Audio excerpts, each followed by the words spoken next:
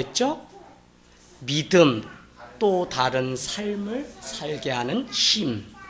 그래서 야고보서를 통해서 우리의 믿음이 다른 삶을 살게 하는 힘이다라고 하는 것까지 우리가 보았다면, 이제는 다른 삶을 사는 그 힘이 무엇이냐면 저는 요나서를 통해 사명을 가지고 사는 힘이라고 보는 것입니다. 그런데 중요한 것은 이 사명이 누구에게나 다 있겠지만 어떤 사람은 이 사명을 발견하기도 하고 어떤 사람은 발견하지 못하기도 하는데, 이 사명은 누가 완수할 수 있느냐? 순종하는 사람만 완수할 수 있다는 것입니다. 여러분, 요나서는 우리가 계속적으로 말씀드리면 요나서는 요나가 믿음이 없다고 하는 사실을 우리에게 가르쳐 주려고 하는 것이 아닙니다.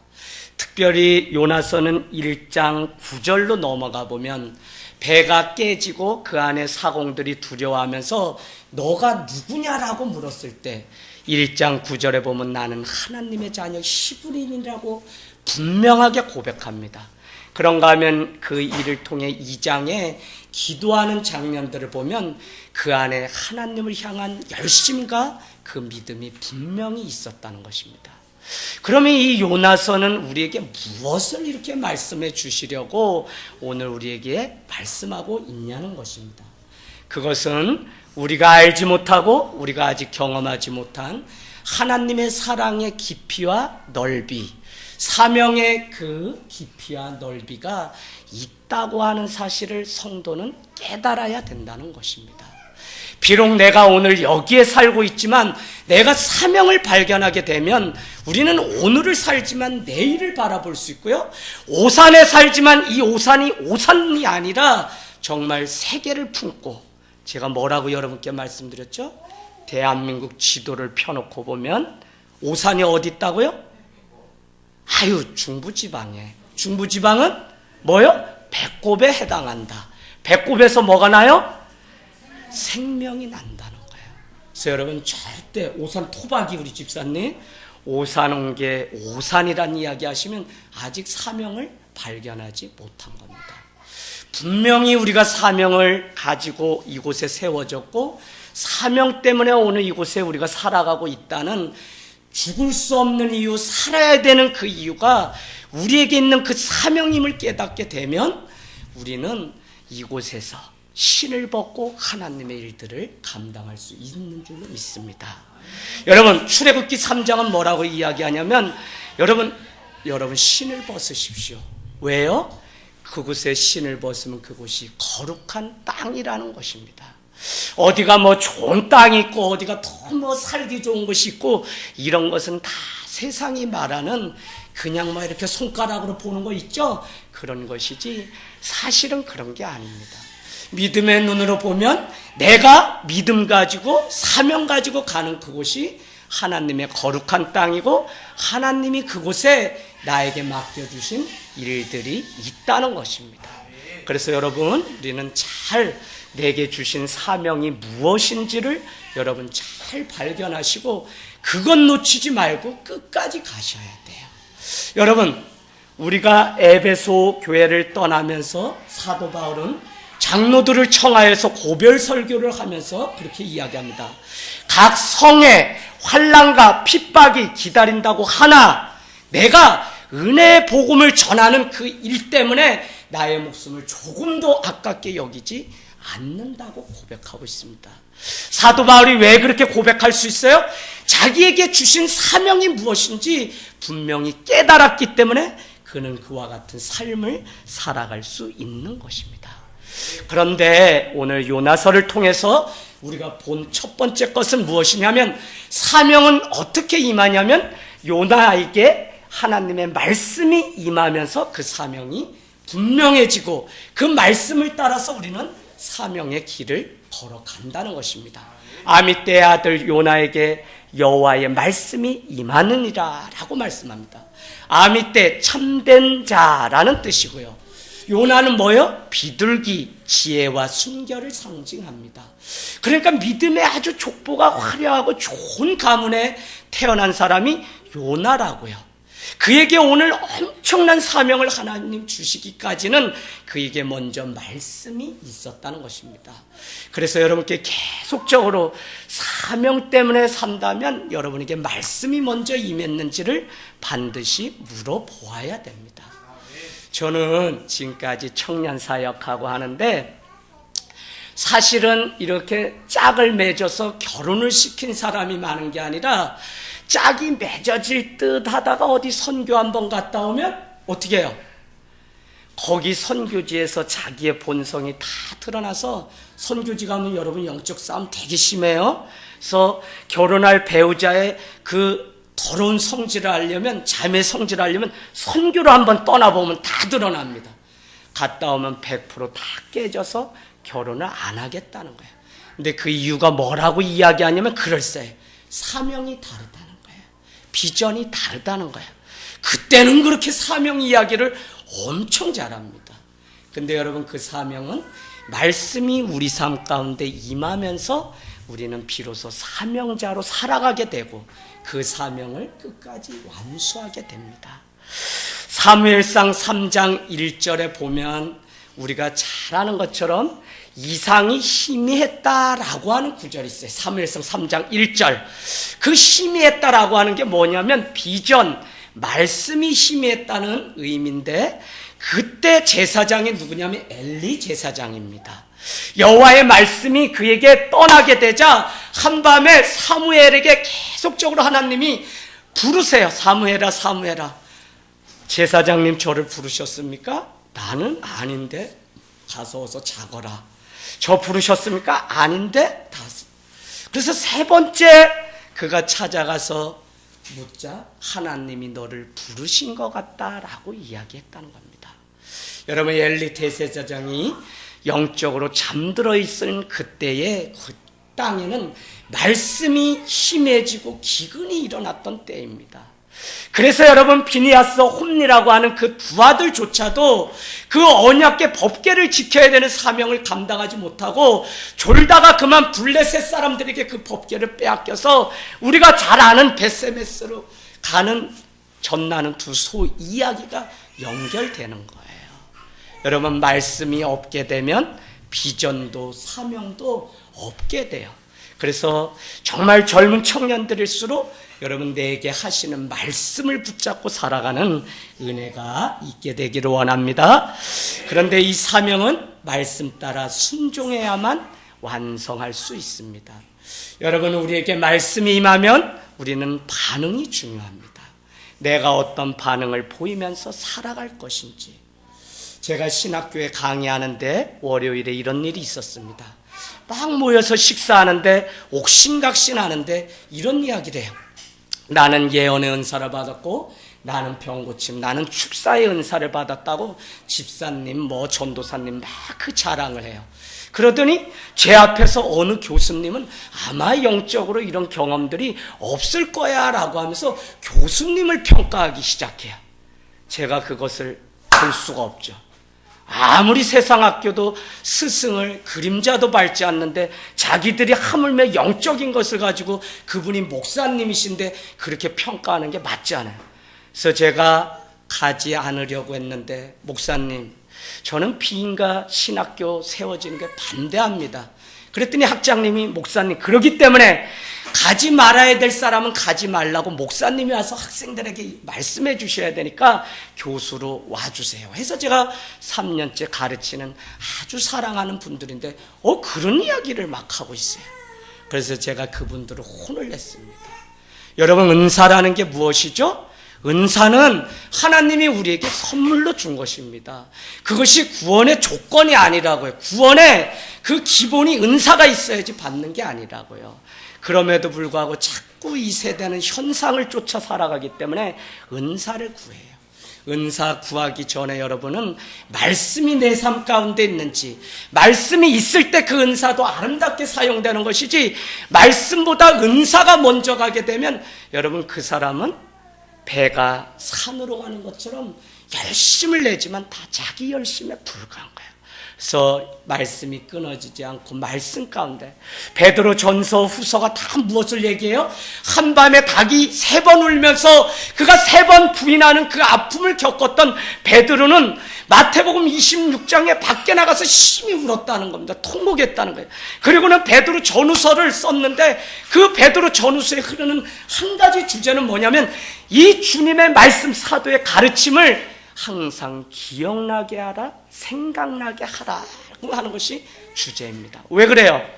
자기가 살아봤더니 말씀이 없게 되면, 이 언약의 말씀을 잃게 되면 예수님을 부인할 수 있다고 하는 사실을 베드로는 알게 되었어요. 더구나 수제자입니다. 그래서 그의 평생의 가슴 아픈 그 이력서인데, 그는 남은 다음 세대에게 주실 말씀이 무엇이었냐면, 너희는 항상 주의 말씀이 기억나게 하라, 생각나게 하라는 거예요. 그래서 여러분 오늘 밤에 가서 베드로 전후서를 보세요. 어느 정도로 얘기하냐? 베드로 전서 3장에 가보면 하나님의 집을 먼저 심판함으로 말미암아 믿지 않는 자가 당할 심판이 무엇인지 우리를 샘플로 삼겠다는 거예요. 여러분 교회 다니면 구원받는 그런 차원이 아니에요. 분명히 말씀 가운데 예수 그리스도가 우리 가운데 있어야 됩니다. 할렐루야. 자, 그래서 왜 말씀이 먼저 되지 않으면 우리는 사명을 감당할 수가 없습니다. 아무리 열심히 해도 말씀보다 앞서게 되면 다 내일에 불과해요. 제가 우리 사랑하는 아우를 통해 계속적으로 제 자신이 변화되는 경험들을 깨달으면서 금식도 하려고 하고 했던 이유가 무엇이냐? 아무리 내가 깨끗하고 거룩한 삶을 살아도 최전방의 그 고통의 자리 가운데 무균실에 같이 맞닥뜨리니까 아우가 짜증내고 화내는 걸 내가 다 받아야 되니까 언제부터 내 마음 가운데 억울함이 생겼다니까요. 어머니는 나를 왜 장남으로 낳아서 이 고통을 내가 다 감당해야 되나 하는 원망이 막 생기는 거예요. 저놈의 새끼 빨리 낳기만 하면 내가 큰데 후려치고 싶은 거예요. 아유, 형이 잠 못 자고 쪽잠 자면서 3일 거기 어깨가 시려가지고 나도 아프고 힘든데 그냥 자기 마음에 안 들면 이해해줘야죠. 이해해줘야죠. 그런데도 내 안에 자기 교만, 자기 자랑, 자기 허영이 있기 때문에 여러분 줄 말씀 꼭 기억하세요. 로마서 1장 25절 많은 사람들은 자기의 욕심대로 살아서 피조물을 조물주보다 더 섬기고 경외하였다고 하는 그 경고의 말씀을 들어야 됩니다. 많은 사람들이 하나님을 경외한다고 하지만 사실은 우리의 실상을 들여다보면 무엇이냐면 말씀이 없게 되면 여전히 자존심 상하고 기분 나쁘고 저 사람이 문제고 목회자가 문제고 저 성도가 문제고 다 그 이면에는 뭐냐면 장단권처럼 야고보서가 뭐라고요? 그걸 자기 뭐 때문에? 욕심 때문에 그렇다고요. 혜인이 자기 욕심 때문에 우리가 뭐에 빠진다 그랬어요? 시험에 든다 그랬어요. 여러분 그게 다 중요한 것입니다. 그걸 한마디로 저는 자기를 경외하고 하나님을 경외하지 않기 때문에 우리가 시험도 오는 거예요. 그래서 여러분 말씀을 임하면 움직이고 말씀이 임하면 여러분 살라고 하는 이것을 가볍게 듣지 마세요. 이 말씀이 정말 내 삶 가운데 전부가 되지 않으면 우리는 말씀을 수도 없이 예배를 통해서 듣고 사명을 감당하면서 말씀 따라 갔다고 해도 우리는 되돌릴 수 없는 그 신앙 삶을 살아가게 된다는 거예요. 하늘 땅 교회가 여러분 다 여러분께 고백했지만 개척 2년 차까지 저는 그냥 축구 열심히 해서 100명 모아놓으면 그때부터 예배와 그때부터 말씀 교육 가르치려고 했던 목사입니다. 너무 순수했어요. 그러나 동네 침례교회가 하늘 땅 천지 앞에 뭐가 들어가요? 신천지. 아, 저 교회 잘 되는 거 보니까 2단이다. 신천지 교회다. 삽시간에 3분의 1이 다 빠지는 아픔을 통해서 교회가 빵도 줄 수 있고 축구도 차줄 수 있고 다 할 수 있지만 교회는 너희가 달라고 하는 그것을 더 이상 줄 수 없고 그것이 우리가 가지고 있는 전부가 아니라 내 뒤에 있는 이 복음, 나사렛 예수 그리스도의 이름으로 일어나 걸으라고 하는 이 복음을 줄 것이 있다고 제시하는 이 말씀이 있어야지 이것보다 다른 것이 먼저 앞서게 되면 교회는 교회의 사명을 다 놓치게 됩니다. 그래서 여러분 사회복지 우리가 많은 것들 지역 속에 들어가지만 가장 기본은 성도 한 사람 한 사람이 말씀 가운데 내 자신이 서 있어야 돼요. 여러분 이거는 아주 검증하기 쉬워요. 내가 어떤 일이 있었을 때 그래도 하나님의 편에 서서 내가 생각하고 내 마음에 악한 생각이 들어올 때 그것보다 말씀이 나를 억압하고 나를 지배해서 그 말씀 가운데 순종함이 되게 있다면 그 사람은 주님을 따라서 사명을 감당하는 사람인 줄로 믿습니다. 여러분 요한복음 17장 4절 17장 3절 영생은 곧 그 아들 예수 그리스도를 아는 것이라고 말씀하시고 17장은 예수님의 마지막 기도문인데 17장 4절에는 뭐라고 기록되어 있냐면 아버지께서 내게 하라고 주신 일을 내가 이루어 아버지를 이 세상에서 영화롭게 하였사오니. 여러분 사명은 내가 하고 싶은 일을 하는 게 아니라 여러분 잘 들으셔야 돼요. 뭐냐면 아버지께서 내게 하라고 주신 일, 그 일을 해야 돼요. 그러면 어떻게 된다고요? 하늘에 계신 아버지를 영화롭게 할 수 있다는 겁니다. 할렐루야. 여러분 그래서 내게 하라고 하신 일이 무엇인지를 빨리 우리는 발견하고 그 사명의 길을 가는 사람들이 되어야 된다는 것입니다. 여러분 부흥회 통해서 말씀이 우리 가운데 임했습니다. 거룩한 부담감으로 여러분은 받으셔야 돼요. 그 말씀이 있으니까 우리가 저 변화산에서 이제 내려가지 말자 여기가 좋사오니 하는 그것이 아니라 그곳에 내려가서 더 내려가서 그곳에서 귀신이 들려서 귀신을 쫓지 못하는 제자들이 있는 그곳에 내려가서 나사렛 예수 그리스도 이 말씀 복음으로 그들을 깨우는 일들을 교회는 더 내려가서 하라고 부흥회를 하고 사명을 우리가 발견하는 시간이지. 아유야 저 목사님 외식 말씀 아우 맛있다. 다 개뿔입니다. 개뿔. 여러분이 그 말씀 가지고 가서 살아내면 그것이 참인 것이지 참된 부흥회지 그냥 누가 누구보다 좋고 이거는요 잠깐이에요. 이상봉 형제가 써놓은 글처럼 부흥회는 정말 번개탄 한 장에 불을 붙여서 메마른 우리의 심령을 다시 불 붙이는 일이기 때문에 다시 삶의 자리로 에베소서 우리 나눴어요. 에베소서 5장에가 뭐죠? 가정에서 어떻게 살아야 되는지가 이야기 나와요. 자녀를 노엽게 하지 말고 내 부모를 공경하라. 결국은 교회론에 관련된 에베소서는 교회가 뭐라고요? 가정이라는 거예요. 가정에서 예배가 되고 가정에서 어떻게 살아내야 되는 거룩한 부담감을 가지고 어제 파송받고 여러분은 가신 거예요. 그래서 말씀이 임하면 거룩한 부담. 왜? 말씀이 뭐죠? 진리입니다. 성결의 영이라고요. 그 성결의 영이 예배 때마다 내 마음 가운데 와닿으면 나의 거짓됨이 다 드러내서 내가 사명 감당하지 못하고 이 많은 시간들을 세상을 쫓아 살아가는 이것에 안타까움을 느껴서 내가 통회하고 자복하는 일들이 있어야 돼요. 혜정아, 지금 목사님 이 말씀 들으니까 행복해? 행복해요? 뭔 얘기인지 모른다. 승준이 행복해? 뭔 얘기인지 몰라요. 행복하면 안 되고 내 안에 통회하고 자복함이 있어야 된다. 왜요? 말씀이 예수 그리스도요 진리의 영이요 성결의 영입니다. 그래서 영과 진리로 예배하라고 할 때 영은 보이지 않는 거예요.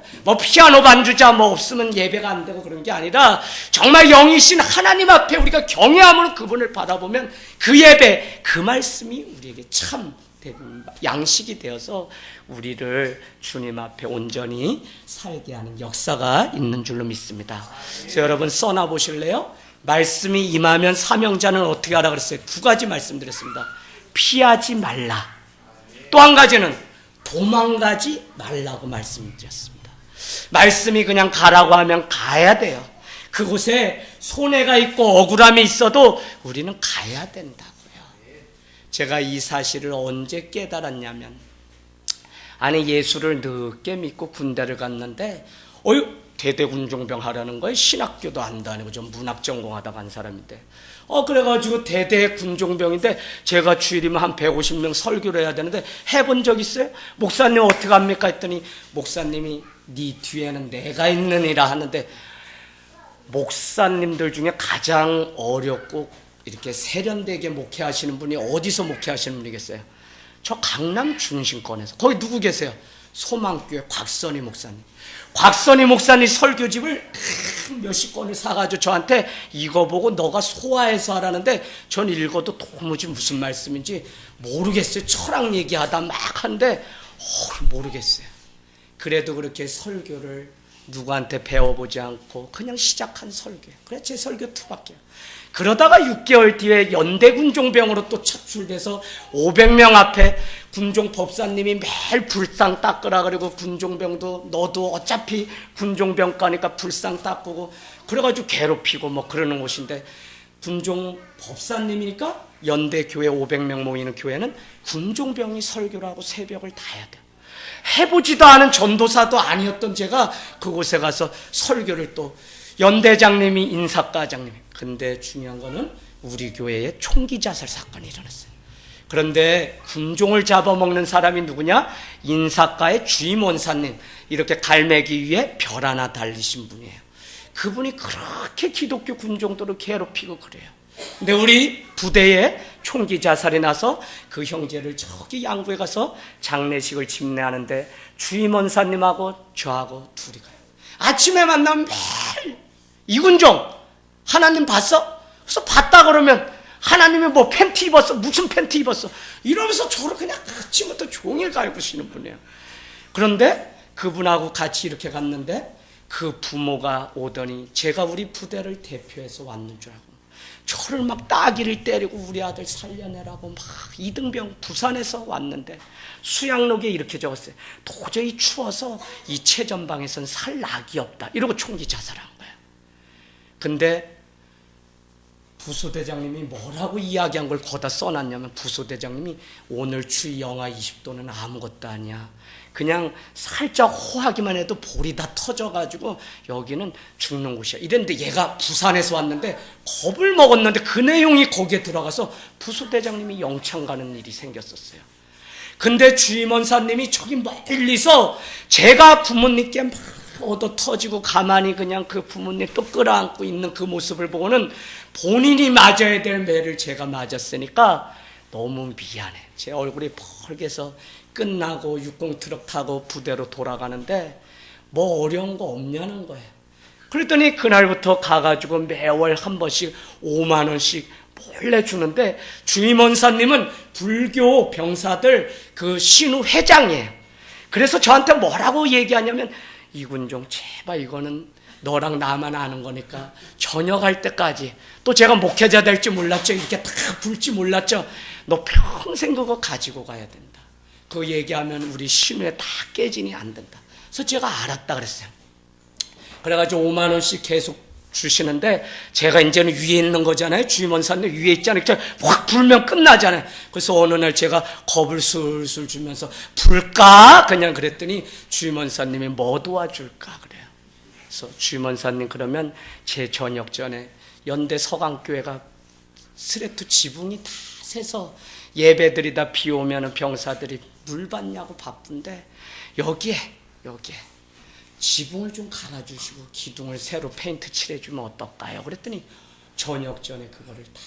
그럼 제가 뭐 했냐? 저는 아무것도 안 했어요. 저 사랑의 교회가 어디고 도와달라고 하면 이렇게 와서 도와주는 선교회가 있음에도 불구하고 주임원사님한테 제가 거꾸로 숙제를 내드렸더니 주임원사님이 어디 가서 제가 알기로는 아마 불교 그 신도들이 모금해서 준 그거 갖다가 아마 교회를 수리하지 않았을까.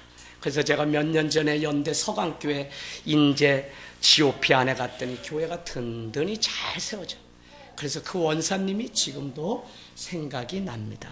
그리고 왜 이 말씀을 제가 드리냐면 말씀이 임하면 피하지 말고 도망가지 말고 손해가 있고 그 자리가 억울함이 있어도 그냥 주님의 말씀이기 때문에 순종하면 하나님이 그 뒤에 일들은 바꿔서 가신다고요. 근데 우리가 왜 순종하지 못하느냐? 자꾸 우리의 신앙이 종말론적인 신앙이 아니라 자꾸 오늘만 보고 신앙생활해요. 오늘 내가 억울하고 오늘 손해보는 것 때문에 도저히 견딜 수가 없는 거예요. 아니라고요. 여러분 인내가 소망을 만들어낸다고요. 뭐 때문에? 성령 안에서 사랑으로 분바되어서 어디나요? 로마서 5장 3절 4절 우리를 부끄럽지 않게 하려고 사랑을 우리에게 부어주셨다니까요. 왜? 그 소망이 부끄럼 당하지 않는 소망이 되게 하시려고. 그래서 여러분, 우리는 주님 앞에 날마다 나가면 주님이 우리의 고난도 어제 뭐라 그랬어요? 영광으로 바꿔주신다. 그래서 여러분, 순간순간 이 단막극 같은 인생이 우리의 인생을 빼앗기지 말고 약속의 말씀 붙잡고 우리의 인생의 전체에 반응하는 삶을 살아야지, 자꾸 오늘 무슨 일이 있다고 거기에 걸려 넘어지고 그냥 예수 믿다가 그냥 아유 예수도 아닌가 봐요 이러고서 그냥 4월 초파일이라고 집사님이 머리에 뭘 이고선 어디 가세요 집사님? 아유 목사님 하나님께만 복 받나요? 그러면서 4월 초파일 저 치악산 사원사 절간에 뭘 드리러 갔다 그러죠. 저 강원도 오는 집사님이. 큰일 납니다. 큰일 납니다. 말씀이 임하면 그냥 손해보더라도 우리는 가야 됩니다. 그런데 더 중요한 것은 말씀을 잘 듣는 일이 중요합니다. 여러분, 순종해야 되는데, 그래야지 우리가 말씀을 잘 듣고 순종할 수 있는데, 요한계시록 1장 3절은 이 예언의 말씀을 읽고 듣고 지키는 자가 복이 있다 그랬어요. 잘 읽어야지, 잘 들어야지, 잘 지켜야만 복이 되는 것입니다. 엄밀하게 말씀드리면 여러분, 30배, 60배, 90배, 100배의 열매는 사실은 좋은 땅에 뿌려진 그 말씀과 비유된 그 심령을 향해서 축복하는 말씀이에요. 그래서 말씀 가운데 우리가 축복받는 그래서 여러분, 고난이 와도 내게 말씀이 임하고 고난이 와도 말씀이신 예수 그리스도를 더 분명하게 알게 되면 그것이 바로 축복이라는 것입니다. 그래서 성도는 환경을 바꿔달라고 이야기할 것이 아니라 하나님께 믿음의 관점, 믿음의 눈, 믿음의 마음을 바꿔달라고 우리는 기도해야 될 줄로 믿습니다. 환경은 날마다 우리 넘겨뜨리려고 준비하고 있어요. 근데 그게 아니라 내가 어떤 상황 속에서도 주님의 약속의 말씀 붙들고 가는 이 믿음의 관점이 우리에게 분명히 있기를 원합니다. 여러분, 제가 군대 얘기 또 한 번 할게요. 제가 이등병 때 얼마나 피곤해요. 근데 헛군기인데 제가 우리 부대를 다 속였어요. 심지어는 저녁 앞두고 있는 병장도 제 이재학은 진짜 문제. 왜 그러냐면 단결이 구호인데 저는 그냥 딴! 이러고 그냥 말아요. 단을 엄청 크게. 그래가지고 숨 넘어갈 것처럼 하면 결은 나오지도 딴! 야 그만해. 그래서 군기 이재학 이병. 그래서 저는 하다 보니까 재밌어요. 그래서 계속 그렇게 했는데 군기의 표상 그것 때문에 이렇게 휴가도 나오게 됐어요. 근데 이제 군대 교회를 이제 매마저도 가가지고 예배를 드렸는데 갱상도 출신 목사님이 오셔가지고 말씀을 한번 전하는데 그때는 목사님 계셨어요. 제가 막 꾸벅꾸벅 조는데 갑자기 제 귀에 제 이름을 부르는 소리가 딱 들렸어요. 그게 뭐예요? 이 죄악된 세상. 저는 그걸 이 죄악으로 들은 거예요. 벌떡 잠에서 일어나서 이병 이 죄악 그랬더니 500명이 싹 웃고요. 막 쟤 왜 그러냐 우리 중대장님도 막 쟤 헛군기다. 쟤 오늘 가서 좀 군기 좀 빼라고 때려라. 그래서 그날 밤에 화장실 불려가서 무슨 이야기냐 잘 들으셔야 돼요. 잘못 들으면 이렇게 하나님은 다른 것을 우리에게 하라고 하는데 우리가 하지 못한다는 겁니다. 2절 여러분 사명이 있으면 반드시 세 개의 동사 일어나 그 다음에 뭐죠? 가서 그 다음에 외치라. 왜요? 아수르의 수도 니느의 성 아수르는 722년 BC 722년에 북이스라엘을 멸망시킨 원수의 나라입니다. 그 최고 큰 성 그들이 얼마나 악이 심했는지 하나님께 기도하면 상달되었다고 하는 표현이 그 상달은 원어가 의미가 이거죠. 계속 하루도 범하지 않고 쉬지 않고 쌓여서 하늘문을 연 거를 기도응답이라는 말로 하지 않고 상달되었다는 표현을 씁니다. 그런데 오늘 보니까 2절에 악독이 상달되었다고 하니까 악독이 얼마나 심했는지 우리는 알 수 있죠. 그래서 그 악독이 하늘문에 닿은 그 니느웨를 가서 일어나서 가서 외치라고 오늘 말씀하고 있다는 것입니다. 그러나 3절 요나는 어떻게 했다고요? 여호와의 얼굴을 피하려고 했다는 것입니다. 피하려고.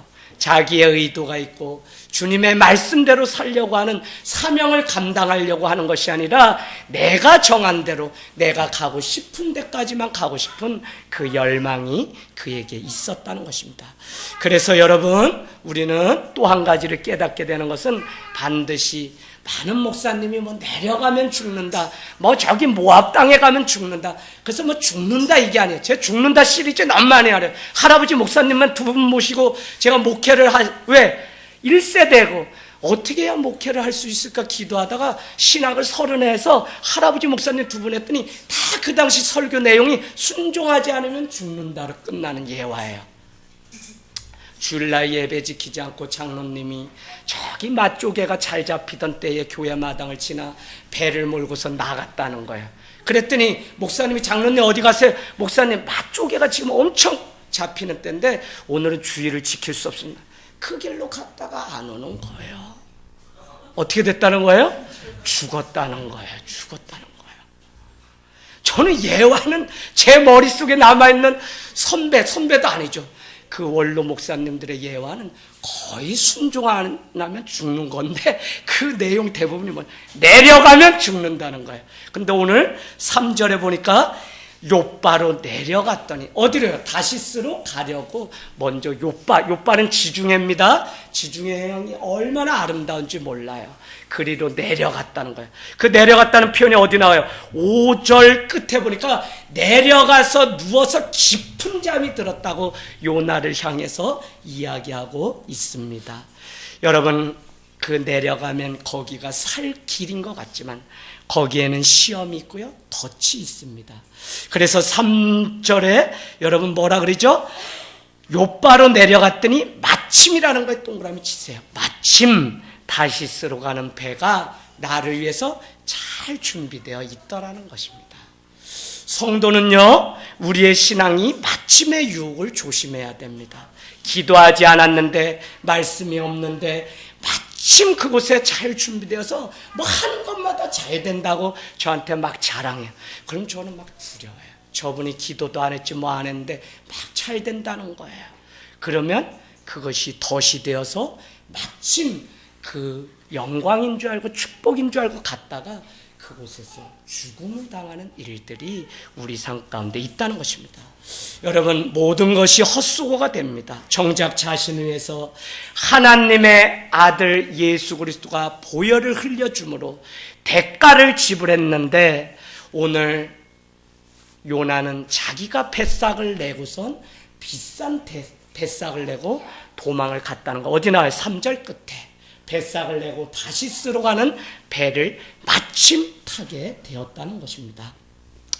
여러분, 말씀이 들리면 사명이 내 안에 분명해지면 두 번째는 여러분, 내 생각은 멈춰야 됩니다. 여러분, 왜 우리가 끝까지 주님의 길을 가지 못하냐면 계속적으로 내 생각이 주님의 말씀보다 앞서기 때문에 그렇습니다. 그래서 내가 마침 길이 열리는 것을 보니까 옳거니 하나님이 이 길을 원하시는구나. 누가 그렇게 생각해요?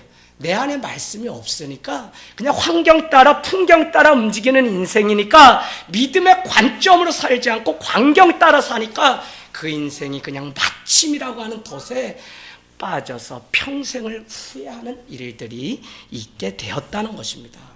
여러분, 그러지 않으면 어떻게 되냐면 악한 생각에 끌려가는 인생이 됩니다. 여러분, 아담과 하와가 무엇으로 죄를 지었습니까? 보암직도 하고 먹음직도 하고 다 뭐죠? 마음으로 이미 죄를 지었고 생각으로 이미 다 죄를 지었어요. 그가 말하기 이전에 이미 생각하고 마음에 품은 악이 그 안에 있었다고요. 그래서 우리가 주의 말씀이 나를 날마다 지배하지 않게 되면 우리는 어떻게 돼요? 내 생각을 멈추지 못하고 또 악한 생각에 끌려서 그게 악인지도 모르고 그렇게 말씀 없는 인생을 살아가다가 눈물 흘리는 일들이 있다는 것입니다. 그러면 반드시 하나님의 영역을 벗어나서 자기의 열심으로 살아가는 인생으로 그 인생은 맞춰지게 됩니다. 그래서 이 말씀, 커버넌트, 테스트먼트, 언약이라고 하는 이 언약, 약속의 말씀이 내 삶을 오늘 움직이고 있다면 그 사람의 지금의 삶은 초라하고 아무것도 없는 것 같고, 하늘 땅 교회는 아무것도 없어도, 왜 당당하고 왜 아무것도 없어도 이 교회를 다 세상 가운데 지금도 이 안에서 예수를 믿고 변화되고, 예수 믿고 1년 만에 성경을 23독하고 이 70세가 넘으신 어르신이 그렇게 돼서 집사님이 되고, 이런 이야기가 왜 세상 회작거리가 되냐? 예수님 따라서 살아가고 말씀 따라 변화되는 그 얘기가 부족한 사람의 페이스북을 통해서 세상에, 그래서 뭘 제가 드러내려고 이런 것들을 이야기하냐? 자랑? 아니요. 지금도 작지만 강한 교회, 영향력으로 남는 교회가, 주님이 저 땅 끝에 땅 모퉁이에 남겨진 교회가 있다는 겁니다. 그것에 소망을 품고 지금도 교회를 개척해야 될 때고, 지금도 작지만 거기에 소망을 두고 제발 이 길을 포기하지 말고 가라고, 끝까지 사명대로 따라서 가라고 제가 계속 독려하는 사역들을 하고 있는 것입니다. 할렐루야. 여러분, 얼마나 여러분 정말 자긍심, 작지만 강한 교회. 왜 그래요? 말씀이 있고 예수 그리스도가 있고, 우리의 생각대로가 아니라 광야에 살고 저 벼랑 끝에 날마다 살지라도 그곳에서 예수님을 따라가는 그 삶이 분명하다면 우리의 삶의 끝에는 반드시 영광과 승리가 있기 때문에 그렇다는 것입니다. 여러분, 여러분의 마음을 말씀 따라서 잘 지켜서 하나님을 경외하십시오. 내가 무엇을, 내가 감정을, 내 생각을, 처리를 잘 못하게 되면 우리는 무너지게 됩니다. 여러분, 요한 1서 4장 1절, 우리가 이미 재작년에 요한 1서부터 3서까지 또 한 37회 거쳐서 수요은혜 예배에 말씀 나눌 때 큰 부흥을 경험한 적이 있습니다. 그때 4장 1절이 무엇이었냐면, 하나님의 영이라고 다 믿지 마십시오 라는 말씀 여러분 기억해야 돼요. 이 마지막 때 다 하나님의 영이라고 이야기해요. 아니, 어제 부흥회 딱 마치고 엄청 은혜 받았어요. 그래도 작년보다는 또 80세 넘으신 부가정도 이젠 예수 믿기로 했어야 하고 밤늦게 운전해서 오시고, 그래서 60여 명이 이 부흥회에 참여해서 제가 마음도 기쁘더라. 아니, 딱 가는데 시험거리가 눈앞에 바로 있어요. 뭔지 알아요? 그 밤에, 낮에는 못 봤는데 밤에 하나님의 교회 이게 딱 한 판에 여기 돌아가면 바로 있어요. 바로 있어요. 그렇죠. 여 바로 가면은 누가 있어요? 태백도사 언니, 젊은 40대 언니가, 또 널뛰기 하는 언니가 여기 깃발 높이 꽂고, 큰 은혜교회 바로 옆에 있어요. 우리 교회 옆에 누구 있어요? 또 무슨 도사가 이 뒤에 밤마다 깽가리도 지고 아주 요새 구시하죠. 우리가 은혜 받으니까 저 언니가 낮에도 막 널뛰기를 해요. 나 죽겠어요. 뒷문을 열고 내가 기도해도 안 멈춰서 좀 그만해요 외쳤더니, 왜 영업을 방해하세요? 그래서 나도 적당히 하는데 너무 하는 거야. 하루 종일 종치고 이거 널뛰기 하고 어지러워요. 쓰러져요. 그만해요. 그랬더니 뭐 그래요. 그래서 제가 무당 보고 뭐라냐, 한 1,000만 원 받으셨어요? 내가 조용히 물었더니 그만큼 받았네. 그래서 종일 널뛰기를 해야 돼. 그래서 제가 안 되겠어서 이렇게 돌아서 그 집 대문문을 열고 빼꼼히 봤더니 재수가 없다는 거예요. 그래가지고 그때부터 좀 조용해요. 여러분, 우리가 웃으면서 살살 사람 잡는 재주가 있죠? 저 언니 이제 떠나든지 아니면 교회 나오든지 다 됐어요. 다 젊은 분이에요. 그러니 얼마나 신나게 널뛰어요. 저쪽 차 막 세워놓고 우리 저녁 기도에 마치고 갈 때 보면 거기에서 또 언니가 막 얼마나 그냥 40대 젊은 사람인데 얼마나 딱한지 몰라요. 그에게도 주의 말씀이 오늘 이 밤에 임하기를 원합니다. 우리는 여기서 기도하지만 미국에 간, 유학 간 자녀, 저기 군대 간 그 자녀가, 우리가 이곳에서 기도하면 영이신 하나님이 그 영혼을 품고 움직이시는 역사가 있다는 거예요. 그것이 말씀의 약속이 되어서 우리가 오늘 이 자리에서 기도하는 겁니다. 철의 장막이 열리도록 저 북녘 땅을 위해서 우리는 기도하는 거예요. 여러분, 왜요? 에베소서에 보니까 내가 옥중에서도 너희의 사정을 다 알았다고 사도 바울이 고백합니다. 어떻게 알아요? 영이신 하나님이 그 마음에 보여주신다니까요. 그래서 여러분은 말씀 따라서 저 사람은 어떤 마음인지를 늘 헤아리고, 아유 저 사람 믿음 없다 이렇게 은사를 사용하지 마시고 그 사람의 부족함을 채워주고 그 사람의 부족함을 드러내서 오히려 자유해지고 치유함받는 좋은 공동체가 되기를 원합니다. 결국 오늘 요나 한 사람이 불순종함으로 4절에 보니까 큰 바람 동그라미 쳐놓으시고요, 또 뭐가 있었어요? 큰 폭풍이 있고요, 그 다음 뭐요? 배는 결국 깨지게 되었다는 거예요. 여러분, 한 사람이 순종하지 않으면 가정이나 교회 공동체는 이렇게 쉽사리 무너집니다. 그랬더니 어떻게 해요? 5절에 사공들이 두려워하기 시작하고 자신들의 신을 부르게 됩니다. 배를 가볍게 해야 되는데 방법이 없어요. 그래서 지금 물건을 수출하러 가는, 비싼 물건을 싣고 가는 이 배는 결국 요나한 사람 때문에 그 물건을 바다에 다 던져서 버리는 일들이 생기게 됩니다. 여러분, 결국 살겠다고 떠났지만 물질도 잃고 자기의 목숨도, 생명까지도 잃는 일들이 우리의 삶 가운데 얼마나 많아요. 그래서 성도는 주님 오시는 날까지 끝까지 순종하는 삶을 살아가야 됩니다. 그런데도 그 상황과 상관없이 여전히 요나는 배 밑으로 내려가서 뭐 했다 그래요? 지금 잠을 자고 있다는 겁니다. 여러분, 오늘 말씀 제목처럼 잠자는 자여 일어나라. 왜 이 말씀이 우리 가운데 임해야 되냐면 사명을 잃어버리면 잠자게 되어 있습니다. 민수기 34장 7절, 민수기가 끝나고 여호수아로 이어지는데 민수기의 끝은 뭐냐면 120세에 모세가 죽는 것으로 끝이 납니다. 그런데 아이러니한 것은 무엇이냐면 모세가 죽을 때 나이 120세, 그의 눈이 뭐 어떻게 했다고요? 흐리지 아니하였고 기력이 쇠하지 아니하였다고 합니다. 그럼 왜 죽었다고요? 이용아, 왜 죽었다고요? 사명이 끝났기 때문에 죽었다는 거예요. 살아있지만 사명이 없으면 그 사람은 죽은 거나 똑같습니다. 여러분, 작은 교회이기 때문에 우리가 사명 감당하는 게 아니에요. 1인 1사역 여러분이 써놓으신 거 있어요. 그 하나만이라도, 작은 거 하나만이라도 여러분이 순종하고 이 사명 감당하려고 몸부림쳐 보세요. 어떤 분들은 오해하시는 분이 있어요. 사람이 없어서 나를 세웠다, 작은 교회이기 때문에. 절대 그렇지 않아요. 제가 여러분을, 저를 경험하면 여러분, 피아노 반주자 없으면 없는 대로 저는 예배하는 사람이지, 없기 때문에 어디 가서 꺼오고 사람 돈 줘서 뭐 이러지를 못하는 성격입니다. 그럼 뭐를 하냐? 그냥 우리에게 주신 사명 가지고 순종하고, 내가 잘 기타를 못 쳐도 내가 하나님 앞에 딩가딩가 할지라도 내가 그냥 전도사님한테 몇 달 배운 그 실력으로 하겠다고 하면 그 사람을 세워서 하나님은 그 예배를 받으시는 것이지, 무슨 이야기냐면 사명은 순종으로만 갈 수 있는 일입니다.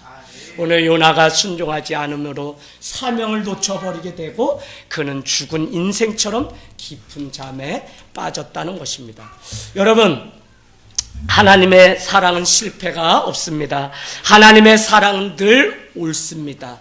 판단 기준을 해야 되는 때가 오면 요나같이 자기의 생각대로 판단해서 가고 안 가고를 정하지 마시고 하나님의 사랑 앞에서 기준이 되어서, 그렇지, 사람은 내 사랑을 알지 못하도 저 사람에게 주었던 하나님의 사랑은 저 성도님이 반드시 알 거야. 떠나는 성도도 왜 축복해서 보내야 되냐? 저에게 했던 그 사랑이 틀린 것이 아니라 저가 그 사랑을 알지 못하는 것뿐이지. 그럼 우리는 어떻게 돼요? 저가 알아주든지 못 알아주든지, 우리 집에 하루를 왔다가 머물렀다가 하는 나그네일지라도 우리가 해야 되는 것은 미움이 아니라 사랑밖에 없습니다. 왜요? 하나님은 사랑이시기 때문에 그렇다는 겁니다. 재앙의 통로가 되면 안 됩니다. 사명을 잃어버리면 오늘 요나 때문에 재앙의 통로가 됩니다.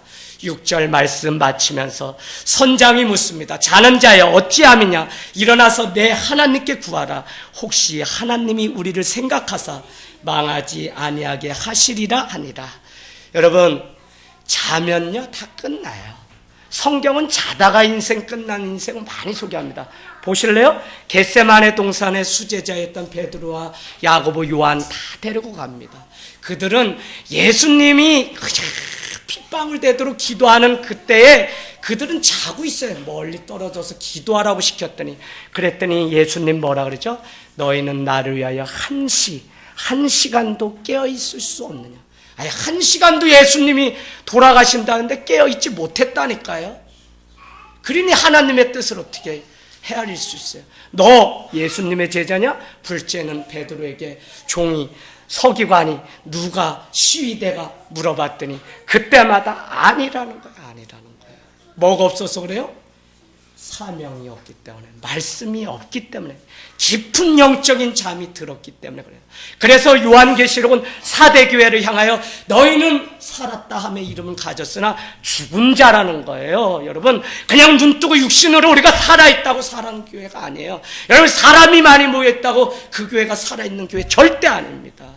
여러분, 요한계시록 17장은 큰 음녀가 자주색 옷을 입고 다 무엇을 17장 비유하냐면 지옥을 비유하고 있어요.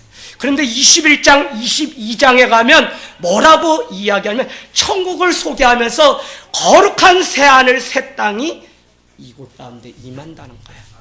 크다 작다가 중요한 것이 아니라 거룩한 백성이 모인 곳이 건강한 교회요, 참된 교회입니다. 여러분, 우리가 하나님의 말씀으로 거룩함을 잠들지 않고 일어나길 원합니다. 사도행전 20장 7절은 누가 나와요? 아니, 바울이 그렇게 설교를 하는데 거기에 유도라는 청년이 행각 끝에 앉아서 꾸벅꾸벅 졸다가 은혜 받으라! 라고 했더니 아멘! 그러면서 어디야? 아멘을 앞으로 이렇게 까딱 해야지 뒤로 아멘! 하면서 뒤로 자빠져가지고 3층 높이에서 뭐 목이 부러져서 죽었대나 어쨌다나, 그죠? 그래도 예수님이 와서 그를 살렸다고 말씀은 우리에게 들려주고 있습니다. 여러분, 조심하면 안 돼요. 조심하면 말씀 놓치는 거잖아요. 자, 엘리 대제사장도 제가 말씀드렸습니다. 사명, 하나님의 뜻을 우리는 전해야 됩니다. 그러려면 우리는 오늘 말씀 끝, 너는 누구냐고 묻는 선장에게 대답할 것이 있어야 됩니다. 여러분은 누구십니까? 여러분은 누구세요? 위르겐 몰트만이라고 하는 신학자는 마지막 교회의 위기는 무엇이냐면 그리스도인이 자기의 정체성을 잃어버린 것이라고 말하고 있습니다. 성도가 나의 정체성, 주소를, 번지수를 잃어버리게 되면 그 사람은 이미 사단의 앞잡이가 된 거예요. 그래서 여러분이 어떻게 살아가야 되는지를 분명히, 그래서 내가 누구인지를, 여러분, 하늘 땅 교회가 뭐라고 되어 있어요? 연구표가 뭐예요? 아니, 개척을 왜 하세요? 왜 하세요? 왜 하세요? 기도하다 하나님이 어느 날 말씀 주신 베드로 전서, 소망에 관하여 묻는 자들에게 대답할 것을 지금 어떻게 해요? 준비하라는 그 말씀이 제 마음에 확 와닿으면서, 그렇지, 지금은 개척이 어렵고 지금은 아무것도 아닐지라도 지금 10년 뒤를 내다보고 소망에 관하여 묻는 자에게 대답할 것을 준비하는 사명, 정체성을 분명히 가지면 되겠거니, 그래서 가정에서부터 교회가 시작될 수 있었던 것입니다. 할렐루야! 그래서 여러분, 그리스도인이 누구인지, 오늘 요나는 사실 이 본문을 통하여 5장까지 무엇을 알아야 되냐면, 그가 누구인지를 그가 대답할 수 있게 되면 사실은 가르치지 않고 가라고 하지 않아도 그는 저 니느웨 성읍에 가서 복음을 전할 수밖에 없습니다. 저 사람이 죄인이 아니라 우리 교회 공동체에 온 내가 죄인이요, 저 사람이 혈기가 많고 저 사람이 앞서가는 사람이 아니라 내가 내 마음대로 되지 않으면 기분 나빠하는 그 자존심이 내 안에 여전히 있잖아요. 그래서 하늘 땅 교회는 여러분께 늘 말씀드리면 서로의 부족함을 드러냄을 통해 온전해지고 성숙해지는 교회. 저에게 부족함이 보이면 여러분, 주의 종도 성도기 때문에 죽을 때까지 거룩해져야 되는 무리이기 때문에 부족하구나. 그래서 여러분이 그 허물을 보시거든 덮어주시고 그 부족함을 위해 기도해 주십시오. 사랑하는 성도에게, 아니 어린 아이의 허물이 보이거든 또 그에게 가르칠 것은 가르치되 또 용서해 줄 것은 용서해 줄 수 있는 은혜가 우리에게 있기를 원합니다. 어제 가장 은혜를 입으신 분이 누구신지 알아요? 내가 어제 가장 은혜 입었다 손 들어주세요. 어제 내가 가장 은혜 입었다 손 들어주세요. 눈빛 한 번 마주쳤는데, 아이고 한 번 마주쳤는데 손 드세요. 얼른 손 드세요. 네, 우리 사랑하는 정혜경 권찰님, 부흥회 웬 안 오시고 싶겠어요. 이틀 되시는 날 다 못 오시네. 전화를 했어요. 건차님 뭐 하시는 거예요? 뭐 하시는 거예요? 목사님 7층에서 뭐 남편이 작업하는데 매달려 있어가지고 보내주질 않아서 뭐 그러더니 어제 마지막 나오셨는데 사실은 제가 안타까워서 뭐라 그러는 거지. 왜? 성도를 위한 말씀 잔치인데 못 오시니까. 그래서 제가 어제 탁 왔는데 제가 뭐라 그랬어요? 권찰님 어제? 막상 오니까 뭐라고 안 하죠. 그러니까 자꾸 목사님 차라리 혼내주면 좋겠죠. 안 하고 내가 안아줬다니까요. 교회는 바로 이런 곳입니다. 여러분, 혼도 낼 수 있고 화도 내고 분도 낼 수 있지만 사실은 하나님의 사랑과 그 은혜를 경험한 사람이 나이기 때문에 누구든지 안아주고 누구든지. 부흥회 3일 동안 참 저는 여기 안에서 너무 귀한 것들을 깨달았어요. 일단 첫 번째, 아이들도 죄인은 맞다. 왜요?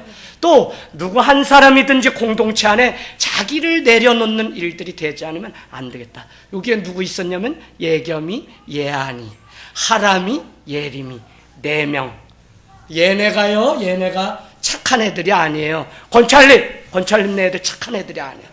여기에서 저기 스펀지로 탑을 쌓는데 그 마지막 요거 하나만 세우면 되는데 그걸 또 예림이가 자꾸 안 주니까 가서 티격태격하다 또 쳐서 다 무너졌어요. 다시 설득을 하고 가서 다시 싸봐라. 우는 거 설득해서 저 여기서 아주 얼마나 그냥 그래서 또 다시 싸봐라. 또 예겸이는 자꾸 나가서 나도 노래 불러보고 싶어요. 하람이 형 지난번에 특송 시켜줬는데 특송이었어요 그게? 피카츄 이런 노래 자꾸 작은 음악회 때 세워달라니까 제가 설득하냐고 다음 주에 너 꼭 세울게 해서 피카츄인가 뭔 쭈쭈인가 만화 노래 시켰더니 예겸이도 나와서 막 목사님 말씀 전했는데 하겠다는 거예요. 그게 또 설득하고 자기가 원하는 대로 안 되면 한 방에 아이들이 그거 다 무너뜨려요. 근데 제가 뭘 느꼈냐면 공동체는 그런 곳이에요. 한 사람이 성숙되지 못함으로 오늘 요나 한 사람이 세워지지 못함으로 인해서 사명을 잃어버린 그 한 사람 때문에 금세 무너지고, 그러나 우리가 오늘 적용할 것은 그 한 사람 때문에 아파하는 눈물이 살아나야 되고 그 한 영혼 때문에 꿇는 무릎이 회복돼야 되고 그 한 영혼 때문에 깨지는 심장이 우리 안에 회복돼야만 이 마지막에 주의 길을 온전히 걸어갈 수 있는 줄로 믿습니다. 우리 조용히 가슴에